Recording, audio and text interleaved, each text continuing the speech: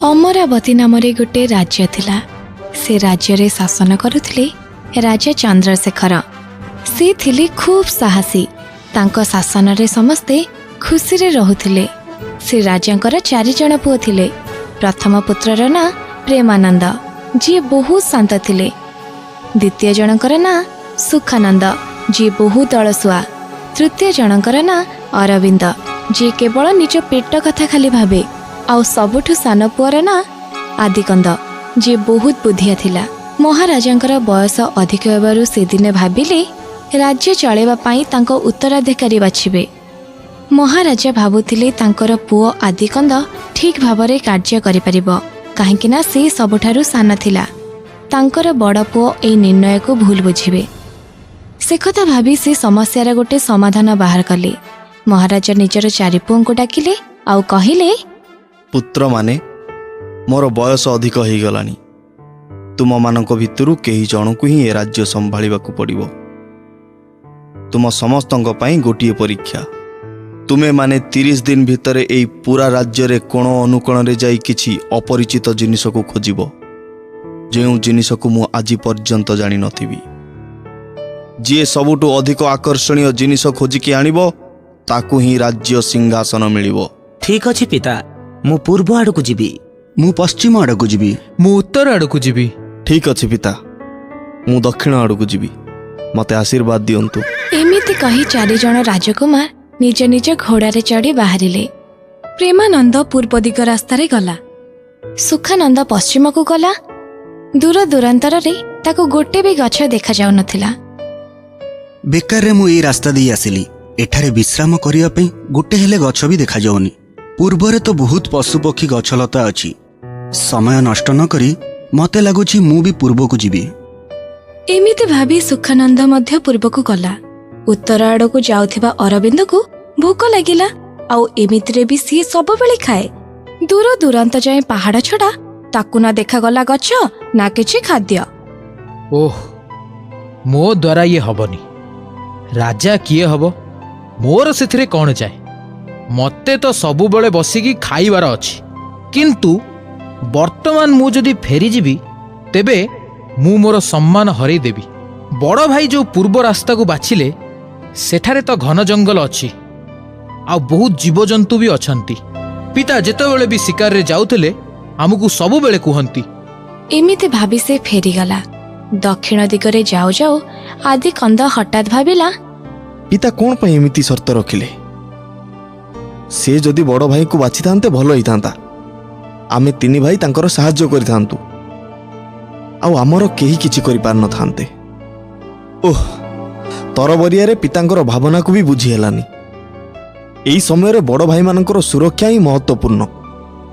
पूर्वरु शांत ना ना ना, एबे परीक्षा ना प्रतियोगिता।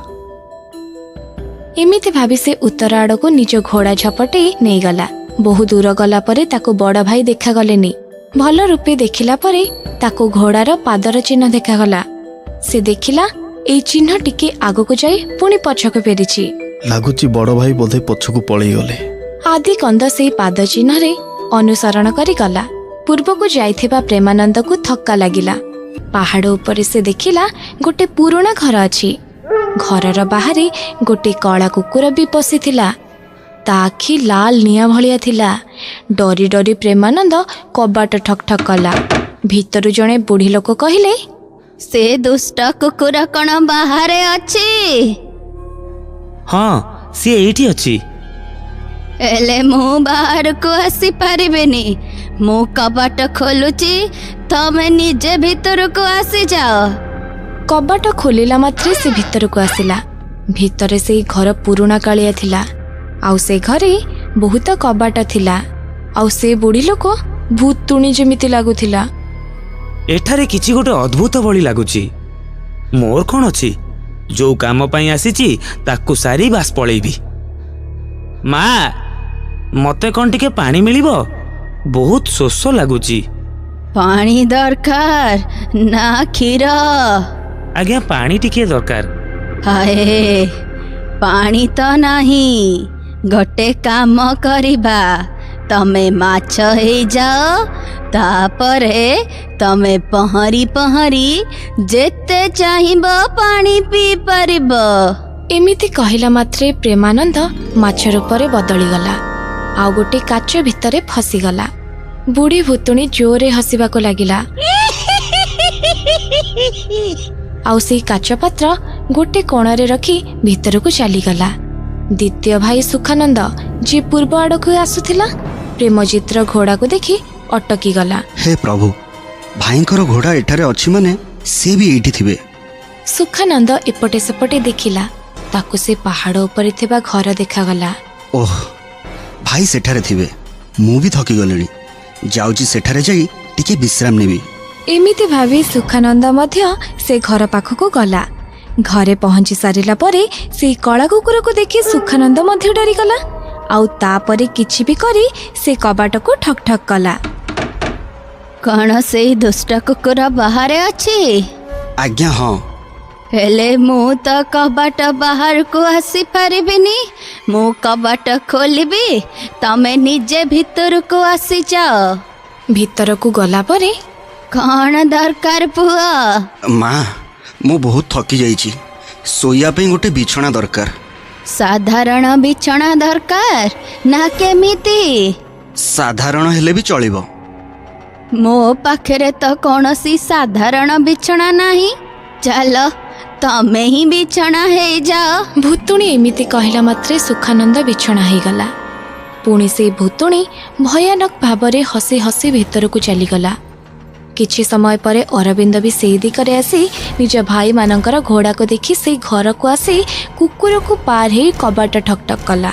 କ'ଣ ସେଇ ଦୁଷ୍ଟ କୁକୁର ବାହାରେ ଅଛି? ହଁ, ଏଠାରେ ଅଛି। ହେଲେ ମୁଁ ବାହାରକୁ ଆସିପାରିବିନି। ମୁଁ କବାଟ ଖୋଲିବି, ତମେ ନିଜେ ଭିତରକୁ ଆସିଯାଅ। ଅରବିନ୍ଦ ଭିତରକୁ ଆସିଲା ଆଉ ସେଇ ବିଛଣାକୁ ଦେଖି କହିଲା, ଇସ୍, କି ବିଛଣା! ମା, ମୋତେ ବହୁତ ଭୋକ ଲାଗୁଛି। ଖାଇବା ପାଇଁ କିଛି ଅଛି କି? କୁକୁଡ଼ା ଦରକାର ନା ଛେଳି? ମୋତେ ଛେଳି ଦରକାର। ହାଏ, ମୋ ପାଖରେ ତ ଛେଳି ନାହିଁ। ତମେ ହିଁ ଛେଳି ହେଇଯାଅ। ଏମିତି କହିଲା ମାତ୍ରେ ଖଟ ଉପରେ ବସିଥିବା ଅରବିନ୍ଦ ଛେଳି ହେଇଗଲା। ଏସବୁ ଦେଖି କାଚରେ ଥିବା ମାଛକୁ ବହୁତ କଷ୍ଟ ହେଲା। ଏହି ସମୟରେ ଆଦିକନ୍ଦ ସେହି ସ୍ଥାନରେ ପହଞ୍ଚିଲା। ତିନି ଭାଇଙ୍କର ଘୋଡ଼ାକୁ ଦେଖି ଆଦିକନ୍ଦ ଆଶ୍ଚର୍ଯ୍ୟ ହେଇଗଲା। ଆରେ ଇଏ କ'ଣ? ଏମାନେ ତିନି ଜଣ ତ ଅଲଗା ଅଲଗା ଦିଗରେ ବାହାରିଥିଲେ, ଏବେ ଗୋଟେ ଜାଗାରେ କେମିତି ପହଞ୍ଚିଲେ? କିଛି ତ ହେଇଥିବ। ଏମିତି ଭାବି ଆଦିକନ୍ଦ ଆଖପାଖକୁ ଦେଖିଲା। ତାକୁ ବି ସେ ପୁରୁଣା ଘର ଦେଖାଗଲା। ଆଚ୍ଛା, ସମସ୍ତେ ଆରାମ କରିବା ପାଇଁ ସେଠାକୁ ହିଁ ଯାଇଥିବେ। ଆଦିକନ୍ଦ ମଧ୍ୟ ସେଇ ଘରର ପାଖକୁ ଯିବାକୁ ଲାଗିଲା। ପାହାଡ଼ ଚଢ଼ି କୁକୁରକୁ ପାର କରି ଆଦିକନ୍ଦ ମଧ୍ୟ କବାଟ ଠକ୍ ଠକ୍ କଲା। କ'ଣ ସେଇ ବଦମାସ ଦୁଷ୍ଟ କୁକୁର ବାହାରେ ଅଛି? ହଁ, ଅଛି। ତେବେ ମୁଁ ବାହାରକୁ ଆସିପାରିବିନି। କବାଟ ଖୋଲିବି, ତମେ ନିଜେ ଭିତରକୁ ଆସିଯାଅ। ଆଦିକନ୍ଦକୁ ଦେଖି ଅରବିନ୍ଦ, ଯିଏ ଛେଳି ହେଇଯାଇଥିଲା, ଦୌଡ଼ି ଦୌଡ଼ି ଆସି ତା ହାତକୁ ଚାଟିବାକୁ ଲାଗିଲା। ଆଦିକନ୍ଦକୁ ଦେଖି ସନ୍ଦେହ ହେଲା ଆଉ ସେ କାନ୍ଦୁଥିବା ମାଛକୁ ବି ଦେଖିଲା। ମା, ମୋତେ ମୋର ଖଣ୍ଡାରେ ଲାଗିଥିବା ରକ୍ତକୁ ସଫା କରିବାର ଅଛି, ଟିକେ ପାଣି ଦେଇଦିଅ। ଏଥିରେ ରକ୍ତ କେମିତି ଆସିଲା ପୁଅ? ବାହାରେ କିଏ ପାଗଳ କୁକୁର ବସିଥିଲା। ମୁଁ ଭିତରକୁ ଆସିବାକୁ ଚାହିଁଲି ଯେତେବେଳେ ସେ ଭୋକିଲା। ମୋତେ ରାଗ ଲାଗିଲା ଆଉ ସେ କୁକୁରକୁ ମୁଁ ମୋ ଖଣ୍ଡାରେ ମାରିଦେଲି। ସତରେ ତମେ ବହୁତ ଭଲ କାମ କଲ। ମୋତେ ସ୍ୱାଧୀନତା ମିଳିଗଲା। ଏମିତି କହି ବୁଢ଼ୀ ଭୁତୁଣୀ ଘରୁ ବାହାରକୁ ଆସିଗଲା। ବାହାରେ ସେଇ କଳା କୁକୁରର ଉଗ୍ର ଦୃଷ୍ଟି ଭୁତୁଣୀ ଉପରେ ପଡ଼ିଲା ମାତ୍ରେ ସେ ଜଳି ଅଙ୍ଗାର ହେଇଗଲା। କୁକୁର ବି ସେହି ସମୟରେ ଋଷି ରୂପରେ ବଦଳିଗଲେ। ସବୁ ରାଜକୁମାର ଭୁତୁଣୀ ନାଶ ହେଲା ମାତ୍ରେ ନିଜ ନିଜ ଅସଲ ରୂପକୁ ଆସିଗଲେ। ଏଇ ଭୁତୁଣୀ ବହୁ ଶାନ୍ତ ଲୋକଙ୍କର ଜୀବନ ନେଇଛି। ମୁଁ ବି ଦିନେ ତାର ଅଭିଶାପରେ ଫସି ଯାଇଥିଲି। ସେ ମୋତେ କୁକୁର ବନେଇ ଦେଇଥିଲା। ତାପରେ ଯେତେବେଳେ ମୋ ଗୁରୁ ଶ୍ରୀ ଅଗ୍ନି ମହର୍ଷି ଏକଥା ଜାଣିବାକୁ ପାଇଲେ, ତାପରେ ସେ ଏଇ ଭୁତୁଣୀକୁ ଏଇ ଘରେ ବନ୍ଦୀ କରିଦେଲେ ଆଉ ଅଭିଶାପ ଦେଲେ ଯେ ମୋ ନଜର ତା ଉପରେ ପଡ଼ିଲା ମାତ୍ରେ ସେ ନାଶ ହୋଇଯିବ। ମୁଁ ଭିତରକୁ ଯାଇପାରିବି, ଆଉ ସେ ମଧ୍ୟ ବାହାରକୁ ଆସିପାରେ ନା। ବହୁତ ବର୍ଷ ହେଲାଣି ମୁଁ ତାକୁ ଅପେକ୍ଷା କରିଥିଲି। କେବଳ ଆଦିକନ୍ଦ ସାହସ ଦେଖେଇ ମୋ ପାଖକୁ ଏଇ ଘରର ରାଜ ଜାଣିବା ପାଇଁ ଆସିଲା। ସବୁ କିଛି କହିସାରିଲା ପରେ ସେ ନ ଡରି ସେ ଘର ଭିତରକୁ ଗଲା। କୌଣସି ବି ପରିସ୍ଥିତିରେ ନିଜ ଭାଇମାନଙ୍କୁ ବଞ୍ଚେଇବା ପାଇଁ ନିଜ ବୁଦ୍ଧି ଖଟେଇଲା। ଭୁତୁଣୀକୁ ନାଶ କଲା, ଆଉ ଆମ ସମସ୍ତଙ୍କୁ ମୁକ୍ତ କଲା। ମୁଁ କେବେ ବି ଏମିତି ଲାଲ ଅଗ୍ନି ବାହାରୁଥିବା କୁକୁର ଦେଖିନି ଯିଏ ଗୋଟିଏ ଜାଗାରେ ବସି ରହିଥାଏ। ଏଥିରୁ ମୋତେ ସନ୍ଦେହ ଲାଗିଲା, ଯାହା ପାଇଁ ମୁଁ ଆପଣଙ୍କ ସାଥିରେ କଥା ହେଲି। ଆପଣଙ୍କ କଥାରେ ବିଶ୍ୱାସ କରି ମୁଁ ଭିତରକୁ ଗଲି। ନିଜେ ସବୁ କଥା ଜାଣିସାରିବା ପରେ ମୁଁ ଭୁତୁଣୀ ସହିତ ଗୋଟିଏ ଚତୁରତାର ଖେଳ ଖେଳି ତାକୁ ବାହାରକୁ ବାହାର କରିବା ପାଇଁ ଚେଷ୍ଟା କଲି। ଏମିତି କହି ଚାରି ଭାଇ ଋଷିଙ୍କଠାରୁ ବିଦାୟ ନେଇ ରାଜ୍ୟକୁ ବାହାରିଲେ। ପହଞ୍ଚି ସାରିଲା ପରେ ମହାରାଜା ପଚାରିଲେ, ତାହେଲେ କୁହ, କ'ଣ ସବୁ ଚମତ୍କାର ଜିନିଷ ଦେଖିଲ? ମଣିଷ ହିଁ ମୁଁ ନିଜକୁ ମାଛ ହବାର ଦେଖିଲି। ଗୋଟେ ଭାଇକୁ ଛେଳିରେ ଆଉ ଗୋଟେ ଭାଇକୁ ବିଛଣା ରୂପରେ ଦେଖିଲି। ଖାଲି ଛୋଟ ଭାଇ ପାଇଁ ଆମେ ଆମର ମୂଳ ରୂପକୁ ଆସିଗଲୁ। ହଁ, ଯେତେବେଳେ ମୁଁ ବିଛଣା ରୂପରେ ଥିଲି, ଛୋଟ ଭାଇ ମୋ ଉପରେ ବସି ପଡ଼ିଲା। ମୋ ଅଣ୍ଟା ତ ଭାଙ୍ଗିଗଲା ଆଉ। କ୍ଷମା କରିଦିଅ ଭାଇ, ମୋତେ କ'ଣ ଜଣାଥିଲା ତୁମେ ହିଁ ସେଇ ବିଛଣା ଥିଲ ବୋଲି। ମୁଁ ଗୋଟେ କହିପାରୁଥିବା କୁକୁରକୁ ଦେଖିଲି, ଯିଏ ଋଷି ହେଇଗଲେ। ଯୋଉ ଭୁତୁଣୀ ମୋ ଭାଇମାନଙ୍କୁ ମାଛ ଛେଳି ବିଛଣା ବନେଇ ଦେଇଥିଲା, ତାକୁ ମୁଁ ନାଶ ହେବାର ଦେଖିଲି। ଆଉ ସବୁଠୁ ଆଶ୍ଚର୍ଯ୍ୟ କଥା ହେଲା, ମୋ ଭାଇ ଛେଳି ରୂପରେ ଆସି ମୋ ହାତକୁ ଚାଟିଲା। ଆଦିକନ୍ଦଠାରୁ ସବୁ କଥା ଶୁଣି ସାରିଲା ପରେ ମହାରାଜା ପ୍ରଥମ ପୁତ୍ର ପ୍ରେମାନନ୍ଦକୁ ରାଜା କରିବା ପାଇଁ ଘୋଷଣା କଲେ। କାରଣ ସେ ବୁଝି ସାରିଥିଲେ ପ୍ରେମାନନ୍ଦ ରାଜା ହେଲେ ଅନ୍ୟ ଭାଇମାନେ ତାଙ୍କୁ ବିରୋଧ ନ କରି ସାହାଯ୍ୟ କରିବେ। ପ୍ରେମାନନ୍ଦ ରାଜା ହେଲା ପରେ ପ୍ରଜାମାନଙ୍କୁ ସୁଖରେ ପାଳିଲେ।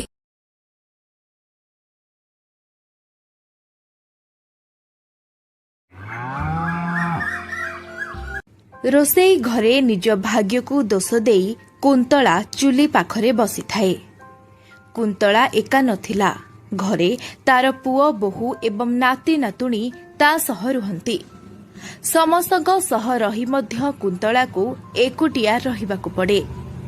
କୁନ୍ତଳାର ବୋହୂ ସଙ୍ଗୀତା ରୂପରେ ସୁନ୍ଦର ହେଲେ ବି କଳି ପ୍ରକୃତିର ଥିଲା। ସେ ନିଜ ଶାଶୁ ଆଉ ସ୍ୱାମୀଙ୍କୁ ଅଲଗା କରିବା ପାଇଁ ସବୁବେଳେ ପ୍ରୟାସ କରୁଥାଏ। ଆରେ ତମେ ଏମିତି ଚୁଲି ପାଖରେ ମୁହଁଟା ଶୁଖେଇ ବସିଥିବ ନା ଖାଇବା ବି ହବ? ମୋ ଝିଅର ସ୍କୁଲ ବେଳ ହୋଇଗଲାଣି, ତାକୁ ଉପାସରେ ସ୍କୁଲ ପଠେଇବି କି? ଆରେ ବୋହୂ, ତୁ ଏମିତି କ'ଣ କହୁଛୁ? ମୁଁ ମୋ ନାତୁଣୀକୁ କ'ଣ ପାଇଁ ଉପାସରେ ପଠେଇବି? ତୁ କ'ଣ ଜାଣିନୁ ମୁଁ ତାକୁ କେତେ ଭଲ ପାଏ? ଥାଉ ମ, ତୁମର ସେ ପ୍ରେମ ନିଜ ପାଖରେ ରଖ, ଆଉ ଜଲ୍ଦି ଜଲ୍ଦି ଖାଇବା ବାଢ଼, ଆଉ କୁନିର ଟିଫିନ୍ ପୂରେଇକି ଦିଅ। ଏଠି ଚୁଲି ପାଖରେ ଘଣ୍ଟାଏ ହେଲା ବସି ପାଲା ଲଗେଇଛନ୍ତି। ଏମିତି କହି ସଙ୍ଗୀତା ସେଠୁ ଚାଲିଗଲା। ଇଏ କୋଉ ନୂଆ କଥା ନୁହଁ। ପ୍ରତିଦିନ କୁନ୍ତଳାର ବୋହୂ ଆସି ଏମିତି ଯୁକ୍ତି ଲାଗି ପଳାଏ। ନିଜେ ତ କାମ କିଛି କରେନି, ଓଲଟା ଶାଶୁ ସହ କଳି କରୁଥାଏ।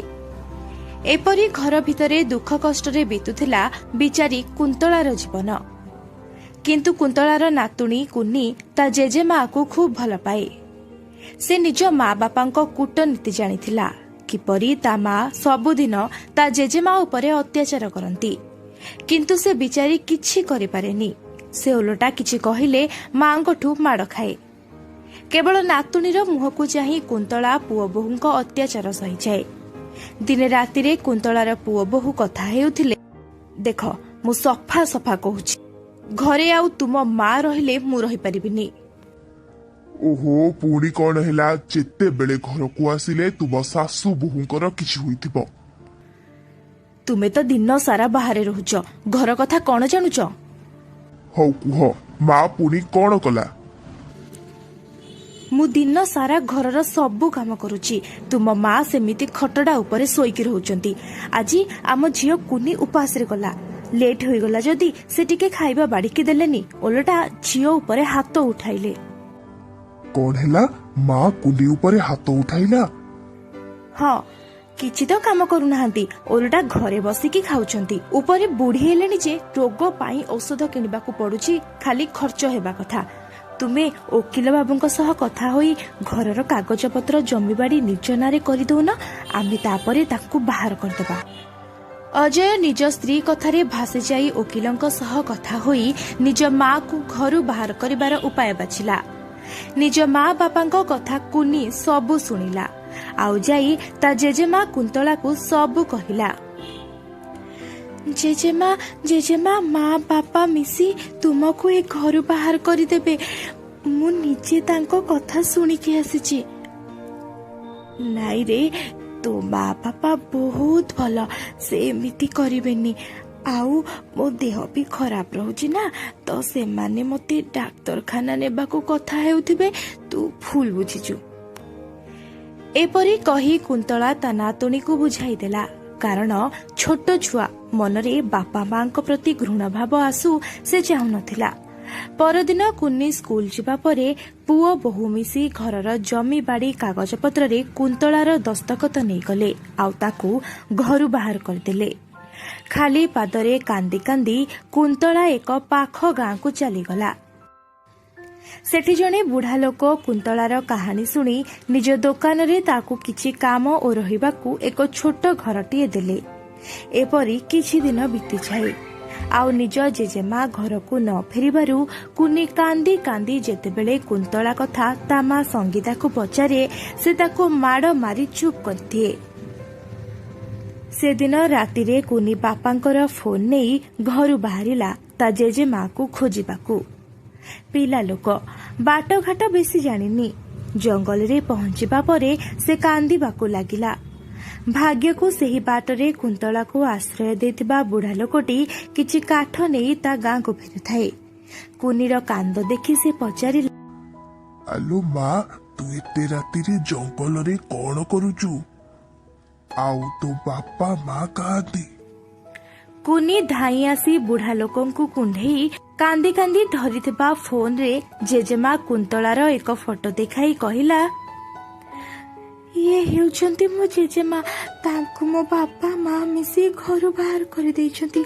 ତୁମେ ତାଙ୍କୁ ଦେଖିଛ? ବୁଢା ଲୋକଟି କୁନ୍ତଳାର ଫଟୋ ଦେଖି ଚିହ୍ନିଲା ଏବଂ ତାକୁ କୁନ୍ତଳା ପାଖକୁ ନେଇଗଲା। କୁନ୍ତଳା ଏତେ ରାତିରେ ଆଉ ଏତେ ଦିନ ପରେ କୁନିକୁ ଦେଖି କୋଳାଇ ନେଲା, ଆଉ ଭୋ ଭୋ ହୋଇ କାନ୍ଦିଲା।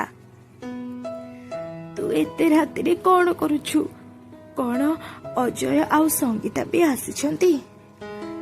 ନାଇଁ, ସେମାନେ ତ ଖୁବ ଆରାମରେ ଅଛନ୍ତି। ତୁମକୁ ଟିକେ ବି ମନେ ପକଉନାହାନ୍ତି। ତୁ ଘରେ କାହାକୁ କହିକି ଆସିଛୁ ତ ମା? ତୋ ବାପା ମା ବ୍ୟସ୍ତ ହେଉଥିବେ। ହୁଅନ୍ତୁ, ସେମାନେ ଯେମିତି ତୁମକୁ ଛାଡି ଦେଇଛନ୍ତି, ମୁଁ ବି ତାଙ୍କୁ ଛାଡିକି ଆସିଛି ଭାରି। କୁନ୍ତଳା ଯେତେ ବୁଝାଇଲା କୁନି ତାକୁ ଛାଡି ଯିବାକୁ ରାଜି ହେଲା ନାହିଁ। କୁନିର କାନ୍ଦ ଦେଖି କୁନ୍ତଳା ତାକୁ ନିଜ ପାଖରେ ରଖିଲା। ସକାଳକୁ ବୁଢା ମଉସାଙ୍କ ଦେହ ଖରାପ ହେଲା। କୁନି ଆଉ କୁନ୍ତଳା ହସ୍ପିଟାଲ ନେଇକି ଗଲେ, ଆଉ ଡକ୍ଟର କହିଲେ ତାଙ୍କୁ କାମ ନ କରି ବିଶ୍ରାମ ନେବାକୁ। ବୁଢା ମଉସାଙ୍କ ହାତ ତିଆରି ଜଳଖିଆ ନ ପାଇ ଧୀରେ ଧୀରେ ଲୋକ ଆଉ ତାଙ୍କ ଦୋକାନକୁ ଆସିଲେନି। କୁନ୍ତଳା ଆଉ ମଉସା ଏନେଇ ଚିନ୍ତିତ ଥିବା ବେଳେ କୁନି ଫୋନ ଧରି ଆସି କହିଲା, ଜେଜେମା ମୋ ପାଇଁ ମୋମୋ ତିଆରି କରିଦିଅ। କଣ କହିଲୁ? ସେଗୁଡା କଣ? ମୋମୋ କଣ ଛାଣିନ? ଏଇ ଦେଖ, ଏଇଟା ହେଉଛି ମୋମୋ, ଆଉ ତାକୁ ଏମିତି ବନାନ୍ତି। କୁନିର ଜିଦ୍ ଦେଖି ଫୋନରୁ ମୋମୋର ରେସିପି ଦେଖି କୁନ୍ତଳା ମୋମୋ ଆଉ ତା ସହ ଚଟଣି ତିଆରି କଲା, ଯାହାକୁ ଖାଇ କୁନି ଭାରି ଖୁସି ହେଇଗଲା। ବୁଢା ମଉସା ମଧ୍ୟ ପ୍ରଥମ ଥର ମୋମୋ ଖାଇଲେ, ତାଙ୍କୁ ବି ଭଲ ଲାଗିଲା। ଆଉ ଖାଉ ଖାଉ କୁନି କହିଲା, ଜେଜେମା, ତୁମେ ତ ବହୁତ ଭଲ ମୋମୋ ବନଉଛ। ତୁମେ ବଜାରରେ ମୋମୋ ବିକ୍ରି କରୁନ? ଏହି ଗାଁରେ ମୋମୋ ଦୋକାନ ବି ନାହିଁ। କୁନିର ଏହି ପ୍ରସ୍ତାବ ଶୁଣି ଦୁଇ ଜଣ ରାଜି ହୋଇଗଲେ। କୁନ୍ତଳା ଆଉ କୁନି ବଜାର ଯାଇ ସବୁ ସଉଦା ସାମଗ୍ରୀ ଆଣିଲେ, ଆଉ ବୁଢା ମଉସାଙ୍କ ସାଇକେଲରେ ପାଖ ବଜାରକୁ ଯାଇ ମୋମୋ ବିକ୍ରି କଲେ। ଧୀରେ ଧୀରେ କୁନ୍ତଳାର ହାତ ତିଆରି ମୋମୋ ଲୋକଙ୍କୁ ଭାରି ଭଲ ଲାଗେ, ଅଳ୍ପ ଟଙ୍କାରେ ଏତେ ସ୍ୱାଦିଷ୍ଟ ମୋମୋ ଖାଇବା ପାଇଁ ପ୍ରତିଦିନ ଭିଡ଼ ଲାଗିବା ଆରମ୍ଭ ହେଲା। ଏପରି କିଛି ଦିନ ଭିତରେ କୁନ୍ତଳାର ମୋମୋ ଦୋକାନ ବହୁତ ଫେମସ୍ ହୋଇଗଲା ଆଉ ଭଲ ପଇସା ରୋଜଗାର ବି ହେଲା। ସେପଟେ ସଙ୍ଗୀତା ଆଉ ଅଜୟ ନିଜ ଝିଅକୁ ଖୋଜି ଖୋଜି ସେହି ଗାଁରେ ଆସି ପହଞ୍ଚିଲେ। ବଜାରରେ ନିଜ ଝିଅକୁ ମୋମୋ ଦୋକାନ ପାଖରେ ଦେଖି ଆସି ସଙ୍ଗୀତା, କୁନି ତୁ ଆମକୁ କିଛି ନ କହି କଣ ପାଇଁ ଚାଲି ଆସିଲୁ? ତୋ ପାଇଁ ଆମେ କେତେ ବ୍ୟସ୍ତ ହେଇଛୁ ତୁ ଜାଣିଛୁ? ମୁଁ ତ ବଡ ହେଲା ପରେ ତୁମକୁ ଛାଡି ଦେଇଥାନ୍ତି, ସେଥିପାଇଁ ଏବେଠୁ ଚାଲି ଆସିଲି। ବଡ ହେଲେ ଆମକୁ ଛାଡିଦେବୁ, ହେଲେ କଣ ପାଇଁ? ଆମେ ତ ଛୋଟ ବେଳୁ ତତେ ଗେଲାରେ ବଢେଇଛୁ, ତୋର ସବୁ ଇଚ୍ଛା ପୂରଣ କଲୁ, ତୁ ଛାଡିଦେବୁ କାହିଁକି? ଯେମିତି ତୁମେ ଆଉ ବାପା ଜେଜେମାଙ୍କୁ ଛାଡିଦେଲ ସେମିତି। ବାପା ତୁମକୁ ତ ଜେଜେମା ଏମିତି ଗେଲାରେ ବଡ କରିଛନ୍ତି, ତୁମର ଇଚ୍ଛା ବି ପୂରଣ କରିଛନ୍ତି। ତୁମେ ତାଙ୍କ କଥା ନ ଭାବି ଯେମିତି ଛାଡିଦେଲ, ମୁଁ ସେମିତି ଛାଡିଦେବି। ନିଜ ଝିଅଠାରୁ ଏମିତି କଥା ଶୁଣି ସଙ୍ଗୀତା ଆଉ ଅଜୟଙ୍କୁ ବହୁତ ଖରାପ ଲାଗିଲା। ସେମାନେ ନିଜ ଭୁଲ ବୁଝିପାରିଲେ ଆଉ କୁନ୍ତଳାକୁ ଯାଇ କ୍ଷମା ମାଗିଲେ ଏବଂ ମାକୁ ଘରୁ ବାହାର କରିଦେବା ପରେ ଘଟି ଯାଇଥିବା କଥା ସବୁ କହିଲେ। କୁନ୍ତଳା ଘରୁ ଆସିବା ପରେ 2 ଦିନରେ ଅଜୟର ଚାକିରି ଚାଲିଗଲା।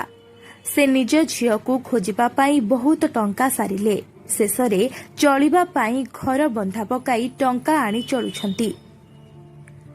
କୁନ୍ତଳା ନିଜ ପୁଅ ବୋହୂଙ୍କର ଏପରି ଅବସ୍ଥା ଦେଖି ତା ମନରେ ଥିବା ରାଗ ସବୁ ପାଣି ଫୋଟକା ପରି ମିଳେଇଗଲା ଆଉ ସେ ସେମାନଙ୍କୁ କ୍ଷମା କରିଦେଲା। କୁନ୍ତଳା ମୋମୋ ଦୋକାନରୁ ରୋଜଗାର କରିଥିବା ଟଙ୍କାରେ ନିଜ ଘରକୁ ମୁକୁଳାଇଲା ଏବଂ ନିଜ ଘର ଆଗରେ ଏକ ବଡ଼ ଦୋକାନ ଖୋଲିଲା, ଯେଉଁଠାରେ ସେ ମୋମୋ ସହ ରୋଲ, ଚାଉମିନ ମଧ୍ୟ ବିକ୍ରି କରିବା ଆରମ୍ଭ କଲା ଏବଂ ପୁଅ ମଧ୍ୟ ମା ସହ ମିଶି ବିଜନେସ୍ କଲା ଆଉ ସେମାନେ ଖୁସି ଖୁସିରେ ରହିଲେ। ତେବେ ଏଥିରୁ ଆମେ ଶିଖିଲେ ଯେ ମୁଣ୍ଡ ଉପରେ ଗୁରୁଜନଙ୍କ ଆଶୀର୍ବାଦ ଥିଲେ ସଫଳତା ମିଳିବ ଆଉ ତାଙ୍କ ସହ ଖରାପ ବ୍ୟବହାର କଲେ ନିଜ ସହ ଖରାପ ହେବ।